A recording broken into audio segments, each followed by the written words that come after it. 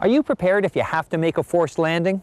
If not, you better think again before setting off, and this is especially important during these colder months. Being prepared starts off with filing a flight plan and making sure that your emergency locating transmitter is operational. Because in the event of an emergency, being found quickly by search and rescue forces will increase your chances of survival.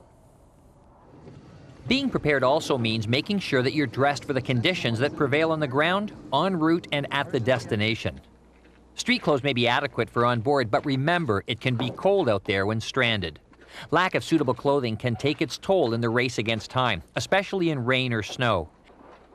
And even getting stuck at the end of a runway can mean a long, cold walk back if not dressed properly, and this includes what you wear on your feet.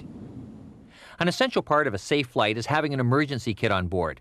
This includes extra clothing, matches, flashlights, emergency food, a first aid kit, blankets, and sleeping bags. Onboard survival equipment is not only mandated by regulations, but can mean the difference between survival or not. If you do end up making an unscheduled landing, hypothermia can be a real threat. If you start to shiver, you need to take steps to warm up immediately. If your clothes are wet, put dry ones on, start a fire, and make a temporary shelter. Remember, even with a flight plan and a transmitting ELT, high winds, blowing snow, or a winter storm can delay a rescue and force you to stay out in the elements longer than you might expect. Survival is something you plan for in advance when everything else is going right. The key is to be prepared, and if you are, any unplanned stops will be much more comfortable in the short term, and your chance of survival that much better in the end.